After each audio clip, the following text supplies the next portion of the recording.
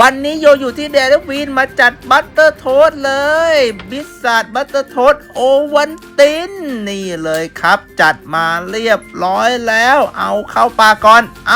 ลองดูว่าเป็นยังไงเยี่ยมไปเลยบิสซัดบัตเตอร์โทสต์โอวันตินครับเพื่อนๆกินเนยหอมฉ่ำนะเหมือนเรากินโทสต์เลยเพื่อนๆครับภาพรวมนะบิสซัดบัตเตอร์โทสต์โอวันตินโยให้เท่านี้เลยไปลองกันได้ที่เดลิวีน very good